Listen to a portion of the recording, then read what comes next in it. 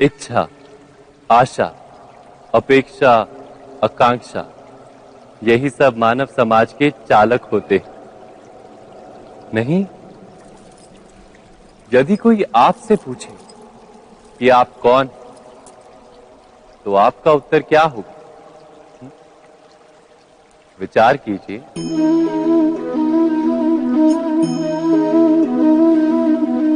आप तुरंत ही ये जान पाएंगे कि आपकी इच्छाएं ही आपके जीवन की व्याख्या है। कुछ पाने से मिली सफलता, कुछ ना पाने से मिली निष्फलता ही आपका परिचय। अधिकतर लोग ऐसे जीते हैं कि स्वयं भीतर से मरते रहते हैं, किंतु अपनी इच्छाओं को नहीं मार पाते। इच्छाएं उन्हें दौड़ाती हैं जिस प्रकार मृग तृष्णा मृग को दौड़ाती।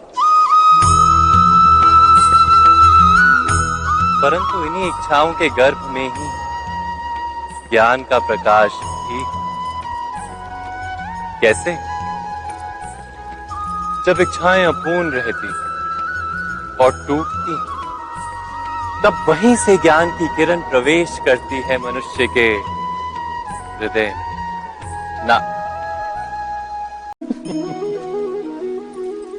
कभी कभी कोई घटना मनुष्य के जीवन की सारी योजनाओं को तोड़ देती और मनुष्य उस आघात को अपने जीवन का केंद्र मान लेता।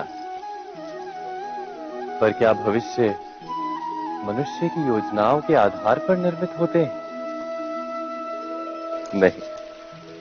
जिस प्रकार किसी ऊंचे पर्वत पर सर्वप्रथम चढ़ने वाला उस पर्वत की तलाई में बैठकर जो योजना बनाता है, क्या वही योजना उसे उस पर्वत की चोटी तक पहुंचाती है? नहीं। वास्तव में वो जैसे जैसे ऊपर चढ़ता है, वैसे वैसे उसे नई नई चुनौतियां, नई नई विडंबनाएं, नए नए अवरोध मिलते हैं। प्रत्येक पद पर वो अपने अगले पद का निर्णय करता है। प्रत्येक पद पर उसे अपनी योजनाओं को बदलना पड़ता है। कहीं पुरानी योजना उसे खाई में ना ढकेल दे। वो पर्वत को अपने योग्य नहीं बना पाता, केवल स्वयं को पर्वत के योग्य बना सकता है। क्या जीवन के साथ भी ऐसा ही नहीं? जब मनुष्य जीवन में किसी एक चुनौती को, एक अवरोध को अपने जीवन का केंद्र मान लेता है, अपने जीवन की गति को ही रोक देता है, तो वो अपने जीवन में सफल नहीं बन पाता और ना ही सुख और शांति प्राप्त कर पाता। अर्थात जीवन को अपने योग्य बनाने के बदले स्वयं अपने को जीवन के योग्य बनाना ही सफलता और सुख का एकमात्र मार्ग नहीं।